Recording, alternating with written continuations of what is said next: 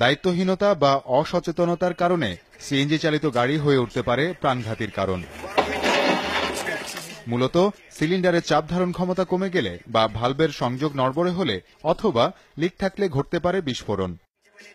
সম্প্রতি সাভার ও চট্টগ্রামে এমন দুর্ঘটনায় হতাহতের ঘটনা ঘটেছে। সিএনজি রিফুয়েলিং স্টেশনগুলোতে প্রায়শই দেখা যায় মানুষের হুড়োহুড়ি, অসচেতনতা আর অবহেলা। অনেক ক্ষেত্রে গ্যাসের সংযোগ দিচ্ছেন চালকরাই। গাড়ি থেকে নেমে নিরাপদ দূরত্বে থাকার আগ্রহ নেই যাত্রীদের।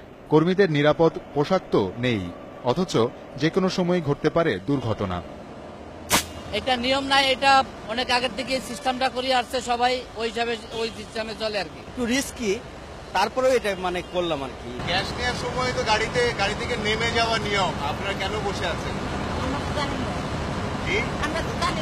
আমি কখনোই নামি না, আসলে ভিতরেই বসে থাকি। গাড়িতে নতুন সিলিন্ডারের সংযোজনের 5 বছরের মধ্যে এর পরীক্ষা করানো বিশ্বব্যাপী স্বীকৃত হলেও বাংলাদেশে এক্ষেত্রে উদাসীনতা চরম। ব্যক্তি পর্যায়ের গাড়ি থেকে গণপরিবহনের ক্ষেত্রেও বাস্তবতা আলাদা কিছু নয়। বলে কি ঠিক আছে পরে করব, আমি অমুক দিন আমি ব্যস্ত, এভাবে বলে তারা একটা সময়টাকে অতিবাহিত করে দেয়।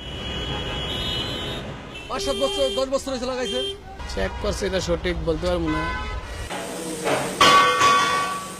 বিশেষজ্ঞদের মতে প্রতিটি গাড়ির ক্ষেত্রে সিলিন্ডারের কার্যকারিতা নিশ্চিতে সমন্বিত পদক্ষেপ জরুরি। তা না হলে অচিরেই প্রতিটি সিএনজি চালিত বাহন হয়ে উঠতে পারে প্রাণঘাতী। কবে এই সংযোগটা করা হলো সেটা কিন্তু তাকে গ্যারান্টি দেওয়ার জন্য একটা কাগজ দিচ্ছে।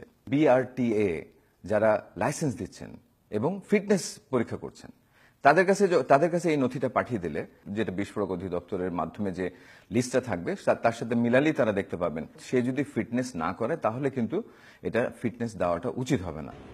অথচ গাবতলী বাস স্ট্যান্ডের সামনে গেলে চোখে পড়বে পুরাতন সিলিন্ডারের দোকান, যেখানকার মূল ক্রেতা বাস ও সিএনজি মালিকরাই। বাসের মালিকরাই হচ্ছে যে এই সিলিন্ডারগুলো বেশি কেনে। এগুলো ঠিক নাই, একটা 4000 আছে, 3000 আছে, 10,000 আছে। এই বক্তব্যের রেশ ধরেই বিশ্লেষকরা বলছেন মূল সচেতনতার জায়গাটি অবশ্যই গাড়ির মালিকের। মেয়াদ উত্তীর্ণ সিলিন্ডার ব্যবহারের ক্ষেত্রে সর্বোচ্চ সতর্ক দৃষ্টি দিতে হবে তাদের।